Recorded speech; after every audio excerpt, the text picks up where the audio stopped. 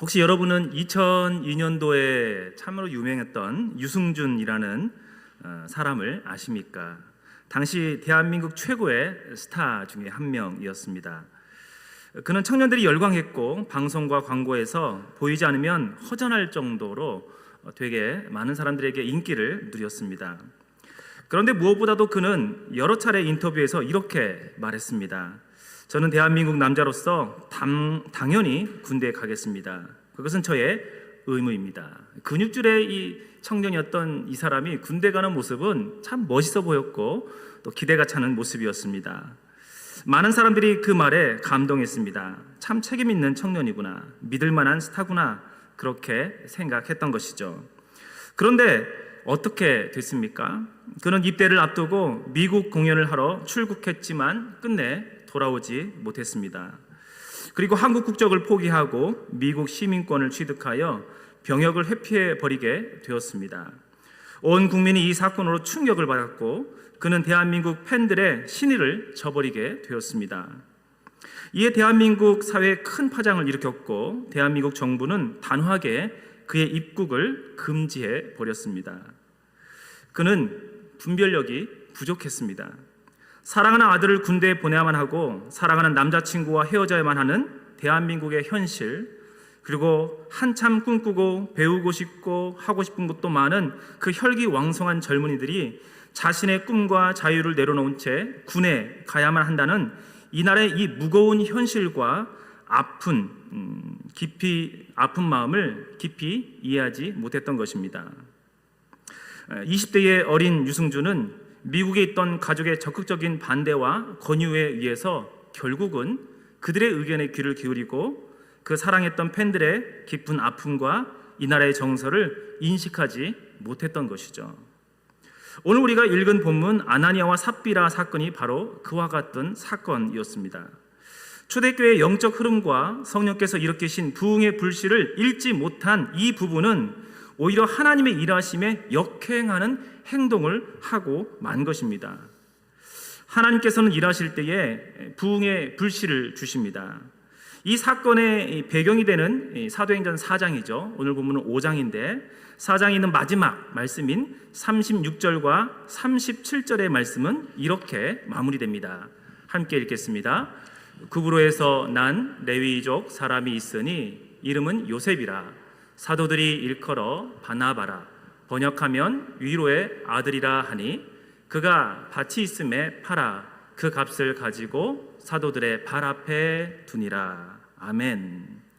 성도들이 자기의 소유를 팔아서 서로 나누었습니다. 그 중에 바나바라는 사람을 밭을 팔아서 모든 값을 사도들에게 드린 상태였습니다. 당시에는 멀리 해외에 있던 디아스포라 유대인들이 절기를 지키기 위해서 오순절날 예루살렘을 찾아온 경우들이 많았습니다. 평상시에는 20만 정도밖에 안 되는 그 지역일 때임에도 불구하고도 당시에는 200만이 넘어갈 정도로 엄청난 사람이 몰렸던 것이죠. 근데 그 순간 그들이 자기 나라 언어, 방언으로 하나님의 큰 이야기를 들은 겁니다. 복음의 소식을 듣고 예수 그리스도의 십자가상에서 죽으신 걸 보았는데 다시 부활했다는 소식을 듣고 그를 만난 일도 있다라는 것입니다. 그러면서 그들은 새로운 말씀, 새로운 깨달음을 들은 채 그 말씀에 귀를 기울이며 새로운 부흥을 경험하고 있었던 당시였습니다. 하나님은 교회를 일으켜 세우셨고 교회에 사람들이 몰려들기 시작하고 교회에 새바람이 불며 새로운 역사가 일어나는 순간을 맞이했습니다. 근데 어떻게 하죠? 이 멀리서 타국에서 와서 여행 왔다가 돌아가야 되는데 돌아가지 않고 말씀과 은혜에 집중하다 보니까 먹을 게 없어요. 배고파요.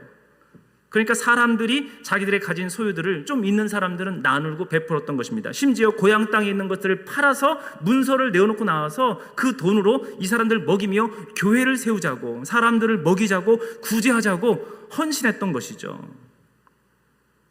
그 가운데 그 사람들은 주의 말씀을 깊이 들었고 초대교회의 부흥의 불씨를 받고서 그렇게 머물렀던 것입니다. 바나바는 그렇게 자기 자신의 것을 내어놓은 채 그 부흥의 불꽃이 이어갈 수 있도록 더욱더 번져갈 수 있도록 헌신했던 것입니다. 교환의 감격과 성령의 불씨가 활활 타올랐습니다. 그는 이름대로 교회의 위로자가 되었습니다. 바나바는 위로자라는 뜻을 가지고 있다고 하죠. 그러나 오늘 본문인 1절 말씀에 새로운 인물이 등장합니다. 그것은 아나니아와 삽비라라는 분들입니다. 같이 한번 1절을 읽어보도록 하겠습니다. 가로를 제가 쳐놨는데요, 이 본문은 원어상에 있는 내용인데 같이 읽어보겠습니다. 시작. 그런데 어떤 남자가 있었다. 아나니아라 하는 사람이 그의 아내 삽비라와 더불어 소유를 팔아. 네, 이들도 그 시대의 그 분위기에 함께 동조했습니다. 자기 재산을 팔아서 하나님께 드리려고 부부가 함께 마음을 먹어서 하나님 앞에 내어놓는 시간을 가졌다는 것입니다. 근데 신기하게도 5장으로 넘어가면서 우리 성경에는 잘 드러나지 않지만 가로쳐 있지만 한 사람이 등장했다는 거예요.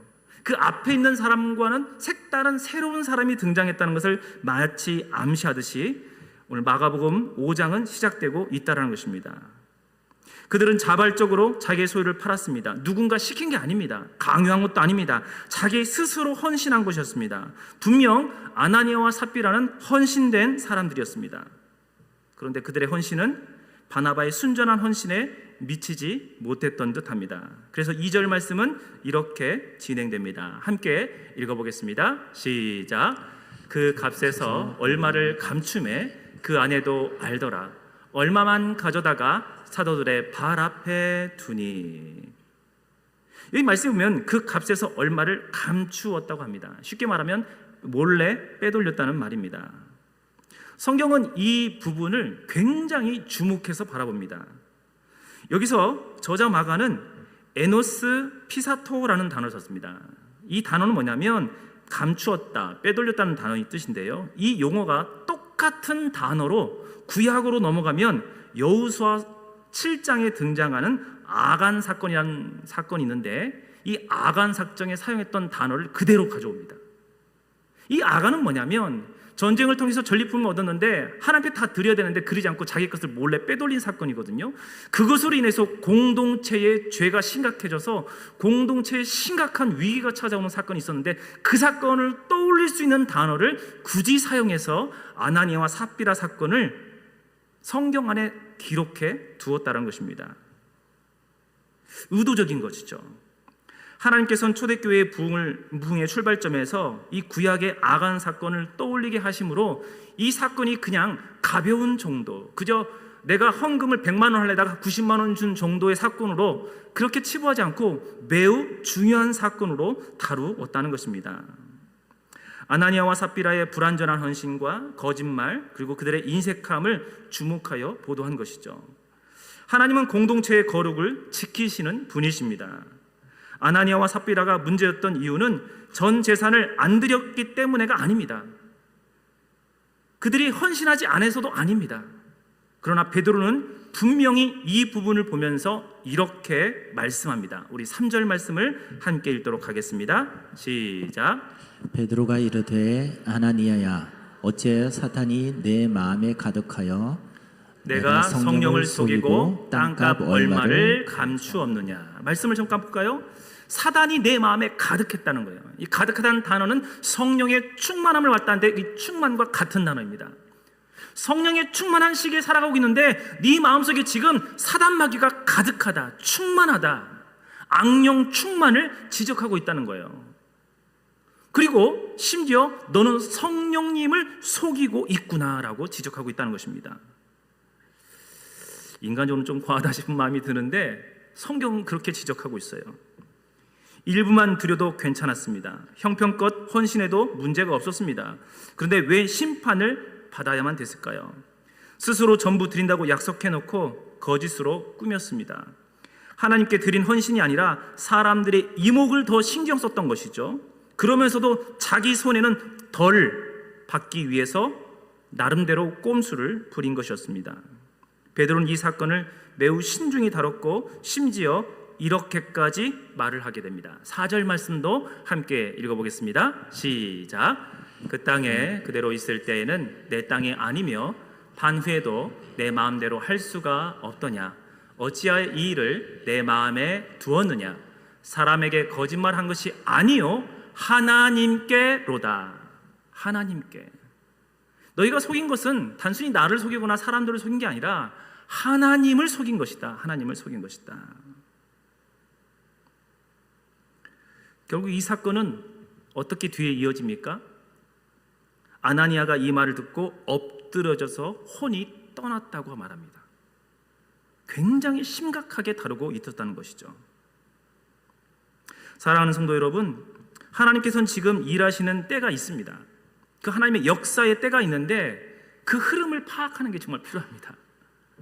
헌신을 얼마나 많이 했느냐 적게 했느냐 이 정도 수준이 아니라요, 내가 돈을 얼마나 많이 냈고 아니다, 또 내가 뭐 시간을 얼마나 투입할까, 이 분량의 문제가 아니라 하나님이 일해 가시고 역사하시는 그 때와 영적인 흐름들이 있거든요. 그 흐름에 함께 가는데 그것을 역행했을 때는 엄청난 영적 좋지 못한 파급 효과가 있다는 거예요. 하나님께서는 교회를 새롭게 세우시고 이끌어 나가십니다. 하나님의 사람들을 새롭게 뽑아서 새롭게 일으켜 세우시고 새 일을 역사를 이루어가고 계세요. 지금 초대교회에 부흥의 불씨를 주시면서 새 일을 이룰 수 있도록 엄청난 사람들을 몰아세우고 있고 하나님의 역사를 이루고 있는 순간이었는데 그것에 반하는 행동을 하게 되었던 것이죠. 여러분, 눈치 없는 사람은 어떻게 감당이 안 돼요? 뭐 좀 덜 좀 움직이거나 덜 하는 건 뭐 그래도 그런가 보다, 좀 같이 갑시다, 끌고 가면 돼. 근데 역행하는 거, 전체가 다 함께 기쁨으로 이렇게 쫙 하는데 거기서 반대를 외치면서 갑자기, 근데 그게 좋은 것에 대한 반대면 좋은데 그렇지 않은 행동을 해갔을 때의 영적인 그 영향력은 얼마나 파급 효과가 크냐는 것이죠. 하나님께서는 2025년도 우리 남부 전원교회 가운데 새 일을 행하신 줄로 믿습니다. 미움과 다툼이 사라져가고 기쁨이 싹트기 시작하고 우리 안에 한 마음으로 주님의 비전과 꿈을 꾸면서 이제는 어느덧 부흥을 꿈꾸고 기대할 만큼 기도하는 마음을 가지고 우리는 가고 있습니다. 그런데 하나님께서는 그런 부흥의 불씨를 우리에게 주시려고 하는데 그 부흥의 불씨를 꺼트리는 행위, 말과 행동을 통해서 그 일을 막고 있다면 그것은 평상시에 있었던 작은 행동 실수 정도가 아니라 하나님의 일들을 막는 일이 될 수도 있다는 것입니다.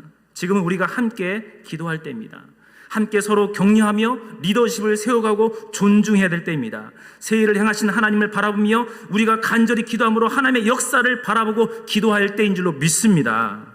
이러한 때에 영적 분위기를 파악하지 못하고 엉뚱한 행동을 하지 않는 일들이 우리 안에 있으면 참으로 좋겠습니다. 어떤 일을 기쁨으로 새롭게 시작하는데 꼭 그런 분들이 있어요. 물론 이제 그분들이 이제 또 나름 생각이 있으니까 하겠지만, 옛날에는 어떻게 했는데, 또 옆에 있는 다른 교회는 어땠는데, 정말 필요해서 하는 의견이라면 괜찮겠는데 같이 막 기쁨으로 와 이게 생겼네, 와 좋다 막 같이 그러고 있는데 이게 이왕 할 거면 이렇게 했어야 되는데 막 하면서 막 딴 얘기가 하고 쉽지 않습니다. 우리가 한 마음으로 주의 일들을 이루고 서로를 세워가고 존중할 수 있기를 간절히 바랍니다. 내일 우리 장로님들 되실 분들, 피택 장로님들이 긴장하고 계세요. 오늘 하루 1시간이 좀 아까우실 텐데 이제 나서 기도하러 오셨어요. 참 잘하신 겁니다. 내일 시험을 치시는데 떨어질까 봐 막 염려하시고 암기가 안 돼요 목사님 계속 그러시더라고요. 격려와 응원을 해주시길 간절히 바랍니다. 네, 장로님들이 새로 세워지는 거예요. 네, 안수 집사님이 세워지고 권사님들이 세워지고 명예 권사님들이 세워지고 우리가 함께 그를 기뻐하면서 함께 한 마음으로 새 일과 새 비전을 위해서 새 역사를 위해서 함께 협력하는 소중한 시간들을 우리가 보내고 있다라는 것입니다. 고린도서 6장 2절 말씀은 이렇게 말합니다. 보라 지금은 은혜 받을 만한 때요, 보라 지금은 구원의 날이로다. 신약 성경에는 구석구석 지금의 때가 어느 때인지 시대를 분별하고 이 때를 살아라라는 메시지가 참으로 많습니다. 에베소 5장 16절 말씀은 이렇게 말합니다. 세월을 아끼라 때가 악하니라. 이게 세월을 아끼니까 시간 아끼라 이렇게 우리가 들을 수 있지만 원어상으로 자세히 살펴보면 이런 의미가 더 가깝습니다. 지금 주어진 기회를 살아. 지금 때가 주어진 기회가 있으니 그것을 사고 잡으라는 것입니다. 그리고 때를 분별하라라는 메시지가 강한 내용의 말씀이라는 것입니다. 지금 우리 남부 전원교회는 은혜의 때입니다. 새롭게 되는 시기입니다. 도전하는 시기입니다. 함께 하나님 나라를 꿈을 꾸고 주님 일하심을 기대하며 함께 한 마음으로 기도할 시기에 있는 줄로 믿습니다. 지금의 이 은혜의 자리에 함께 동참할 수 있으면 좋겠어요. 성령의 불길에 장작을 넣어서 불을 지필 수 있는 우리 한 사람 한 사람 되기를 간절히 바랍니다. 기도로 하나님의 역사를 기대하며 새 일을 꿈꾸고 함께 간증하며 고백하고 화려에 찬 예배를 드리는 그러한 공동체로 우리를 부르신 줄로 믿습니다. 또 다른 한 주목할 점이 한 가지 있습니다. 이 본문 말씀 보면 아나니아와 삽비라는 교회의 이름이 등록되어 있어요. 성경에 보면 그 사람의 이름이 구체적으로 나온 사람들은 대부분 그냥 보통 사람이 아니라는 것입니다. 무슨 말입니까? 초대교회에 책임 있는 위치에 있었던 사람이라는 것입니다. 그렇기 때문에 그들의 거짓과 위선은 더욱더 무겁게 다뤄진 것이죠. 9절 말씀에서는 이렇게 말씀하고 있습니다. 우리 9절 말씀 같이 함께 읽어보겠습니다. 9절 말씀입니다. 시작. 베드로가 이르되 너희가 어찌 함께 꾀하여 주의 영을 시험하려 하느냐. 보라, 내 남편을 장사하고 오는 사람들의 발이 문 앞에 이르렀으니 또 너를 메어 나가리라 하미. 아멘. 주의 영을 시험했대요. 주의 영을. 주의 영을 시험했는데 그는 어떤 사람이었다고요? 네, 책임감 있는 사람이었어요. 이름이 있는 사람이었습니다. 그것도 두 부부가 열심으로 생겼고 초대교회의 중직의 역할을 감당했던 사람이라는 것입니다. 안타깝게도 유승준 형제가 그렇게 해서 어떻게 보면 한 사람의 일탈 행위 정도에 불과한데 그 사람의 한 행동이 너무나 큰 사회 파장을 일으켰어요. 왜요? 중요한 역할을 감당했기 때문인 것이죠. 그의 이름은 너무나 유명했고 젊은이들의 우상의 역할을 감당했는데 그 한 사람의 잘못된 판단, 분별력 없는 작은 실수 하나가 엄청난 큰 사회에 영향을 미치면서 그는 대한민국에서 발도 들이지 못하는 안타까운 현실에 빠지게 되었다는 것입니다. 구약 성경 보면 중요한 인물들이 참 많습니다. 그들의 작은 실수가 얼마나 큰 영향을 미쳤는지 많은 일들이 벌어져 있습니다. 몇몇 예를 들어보면 그렇습니다. 나답과 아비후라는 사람이 있습니다. 제사장인 아론의 아들들입니다. 근데 그들이 하나님께 예배를 드리고 제사를 드릴 때는 하나님이 주신 불씨가 있거든요. 하늘로부터 내려온 불씨가 있어요. 그것을 살려서 유지했다가 그 불로서만이 제사를 드려야만 됐거든요. 근데 그 불을 잘못 관리해서 꺼뜨린 거예요. 하나님이 직접 하늘에서 내려준 불씨인데 불을 꺼뜨렸어요. 그래서 몰래 이들이 다른 불씨를 가지고 자기들이 피워가지고 그 불씨로 제사를 드리려고 하자 하나님께서 그것을 엄히 보시고 그를 징계하시게 됩니다. 왜요? 내게 가까이 하는 중에서 내 거룩함을 나타내겠다. 주님은 주님 앞에 가까이 있는 사람들을 통해서 하나님의 성품이 어떠한 분이시고 거룩한 분이신지를 드러내는 구약시대였기 때문에 하나님께 가까이 나가고 하나님의 불씨를 다뤘던 그들에게 더욱더 세밀하고 예민하게 반응하면서 그 문제들을 지적했더라는 것입니다. 솔로몬 왕은 어떻습니까? 지혜의 왕이었습니다. 하나님의 은혜와 풍요로움을 마음껏 즐겼던 사람이었습니다. 아버지가 다윗 왕이라니까요. 신앙을 그렇게 배웠던 사람입니다. 그런데 시간이 지나가면서 국가를 경영하는데 수많은 외교 문제가 생깁니다. 당시에는 이웃나라와 잘 지내기 위해서는 어떻게 했냐면 사돈관계를 맺었어요. 그러니까 이방 여인 한 명 데려와서 한 명 데려오고 한 명 데려오다 보니까 수많은 여인들을 거느리게 됐어요. 그런데 외교상으로 단순히 지혜로운 방법을 택했을 뿐인데 그것이 오히려 그 여인들이 이방 문화를 가져오게 되는 통로가 되면서 나라의 큰 영적 위기를 맞이하게 됩니다. 결국 하나님은 이렇게 말씀하시죠. 내 나라를 너의 손에서 찢어 빼앗겠다. 결국 북이스라엘과 남유다는 나눠지게 되어버렸습니다. 예레미야 선지자는 말합니다. 그 당시 사람들에게 말했죠. 내 목장의 양떼를 멸하며 흩는 목자들에게 화 있을진저. 여기서 말하는 목자들은 지도자들을 말합니다. 리더십들을 말합니다. 왕들을 말합니다. 지혜자들을 말합니다. 선자들을 말합니다. 하나님 앞에 서 있는 사람들, 나라를 경영하고 운영하는 리더십들에게 내 양들을 오히려 흩어버린 너희들에게 내가 화 있을진저 말씀하셨다는 것입니다. 예수님께서도 예수님이 오셨을 때에 외식하던 서기관과 바리새인들에게 뭐라고 말씀하세요? 화 있을진저. 무거운 책임 있는 사람에게 하나님은 더욱더 무거운 책임을 부과하더라는 것입니다. 그러므로 리더십들은요 더욱더 깨어서 이 교회의 영적 분위기의 흐름을 잘 읽어내는 게 필요합니다. 그냥 내일 열심히 하는 것도 소중한데요, 영적 분위기와 흐름들을 잘 파악하는 게 필요합니다. 저희 목회자들은 교회뿐만 아니라 이 지역사회와 이 시대 가운데 교회들이 어떻게 하나님이 선교의 역사를 운행해 가시는지를 잘 살피는 게 필요해요. 그래서 교회 안에 소개하고 이끌어가는 게 참 필요하죠. 그것이 안 되면 우리는 오히려 열심히 하면 할수록 교회 역행하는 행동을 할 수도 있습니다. 한 번은 제가 이전 교회에서 청년들과 함께 일본 선교를 준비하게 됐습니다. 이 선교를 가게 된 것은 오랜 기도 끝에 된 것이었습니다. 제가 그 교회 가자마자 하나님 3년 후쯤에는 이 교회도 선교할 수 있는 교회가 되면 좋겠습니다. 선교팀을 운영해서 떠나겠습니다. 기도했어요.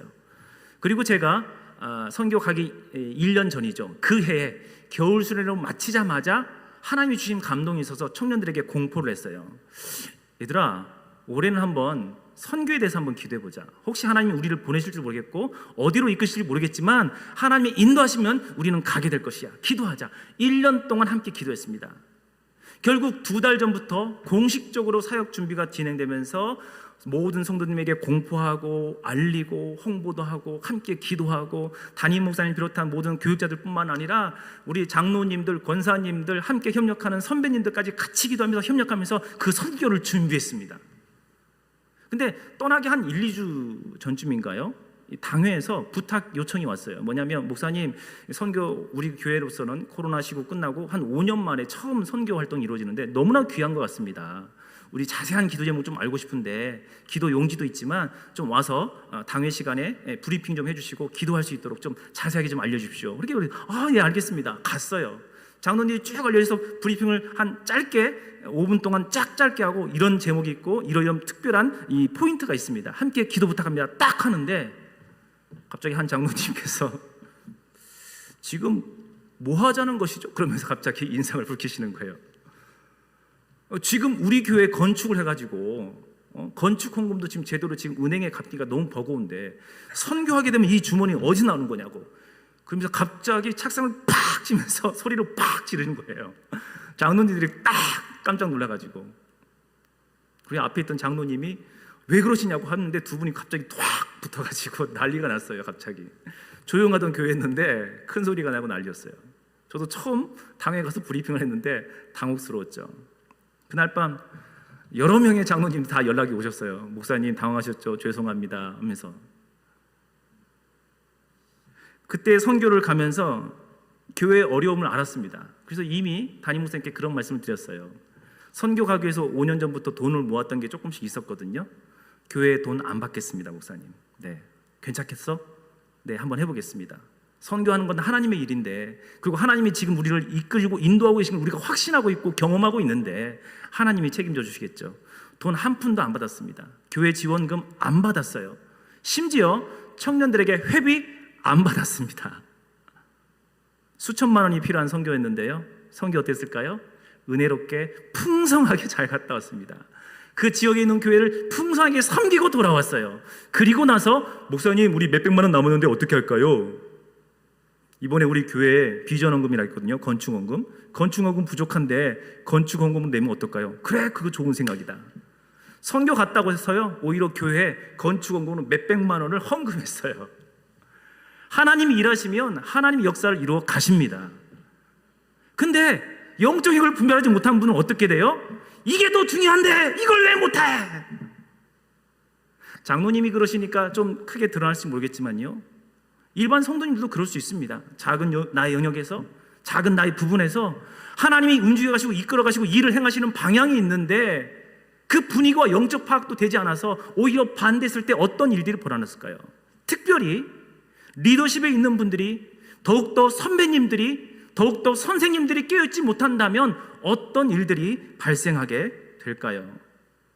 사랑하는 성도 여러분, 주의 영적인 흐름들을 기억하고 내게 맡겨진 사명 안에서 깨어 오히려 집중할 수 있는 우리가 되어주시길 간절히 바랍니다. 교회의 불씨를 지피는 책임은 누구보다 앞에 세워져 있는 목회자와 중직자분들, 또 신앙의 선배들에게 있습니다. 책임 있는 자들이 앞장서야 합니다. 본을 보여야 합니다. 분위기를 꺼뜨리지 말고 성령의 흐름을 이어가야 합니다. 앞선 자들이 불평하면 성도들은 따라서 불평하기 시작합니다. 앞선 자들이 위선으로 행동하면 공동체가 실망하게 됩니다. 그러나 중직자가 기도하면 교회가 함께 기도하는 공동체가 될 것이고, 중직자가 헌신하면 교회가 살아나는 역사가 나타난다는 것입니다. 책임감 있는 사람은 더욱 민감하게 반응하고 신중하게 할 필요가 있습니다. 그래서 우리 공동체가 하나님의 비전과 성령의 인도하심을 따라 함께 가도록 하는 것이 필요하다는 것입니다. 우리 안에 심겨주신 부흥의 불씨를 꺼뜨리지 아니하고 활활 타오를 수 있도록 기도하는 것이 필요합니다. 사랑하는 성도 여러분, 하나님이 일하실 때에, 하나님의 불꽃이 피어나기 시작할 때에 우리는 과연 어떻게 해야 될까요? 저는 처음에 서두에 말씀드렸던 유승준의 사건으로 돌아가 보려고 합니다. 그는 젊은이들에게 많은 인기를 누렸어요. 대중적인 사랑을 받았던 사람입니다. 그만큼 책임도 컸던 사람이죠. 그런데 그는 그 책임의 무게를 잘 몰랐던 모양입니다.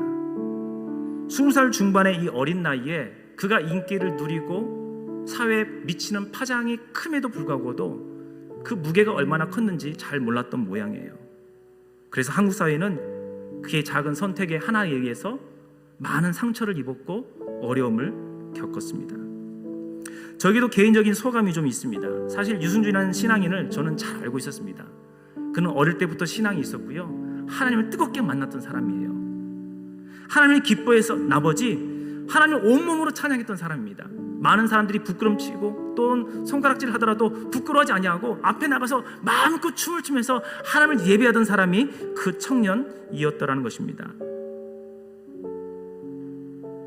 근데 그의 분별이 없는 작은 행동 하나가 그렇게 큰 아픔과 안타까운 사건을 맞이하게 된 것입니다.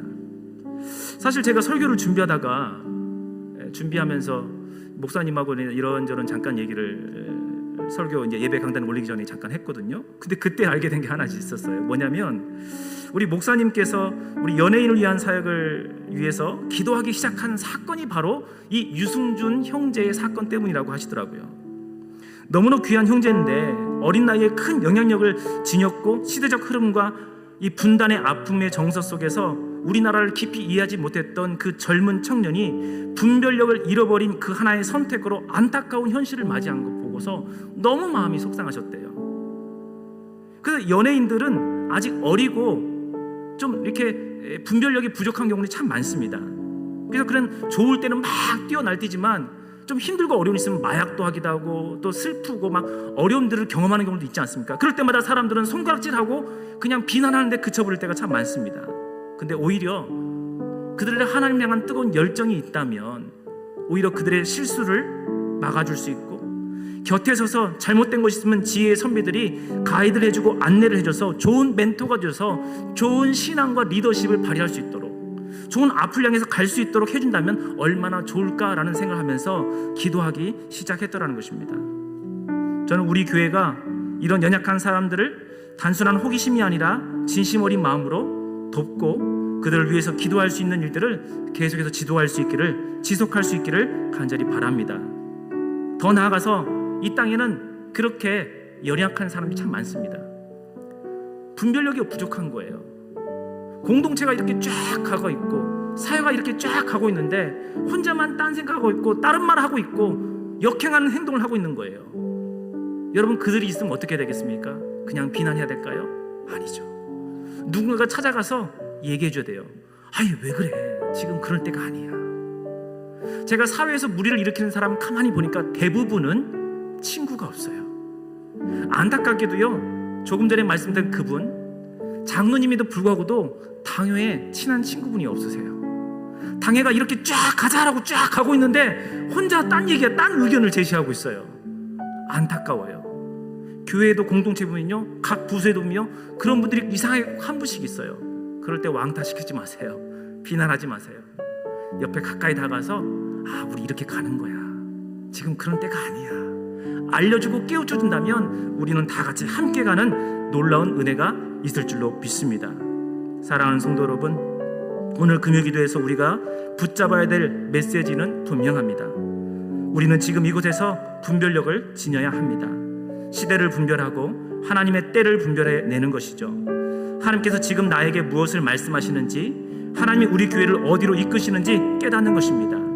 지금 우리 교회의 회복의 때이고 은혜의 때이며 부흥의 때인 줄로 믿습니다. 지금 하나님께서 우리에게 준비시켜 주시고 성령이 활활 타오를 수 있도록 인도해 가시는 그 성령의 불길 속에서 우리가 함께 기도하며 나아가는 것이 필요하다는 것입니다. 그러므로 우리는 이 시기를 사는 우리에게 영적 긴장감을 좀 더 가져야 됩니다. 말도 조심해야 됩니다. 입술의 불평이 사라지고 교회의 불씨를 꺼트린 행동을 자제하는 것이 필요합니다. 행동도 조심해야 됩니다. 작은 위선이 성령의 흐름을 막을 수도 있기 때문입니다.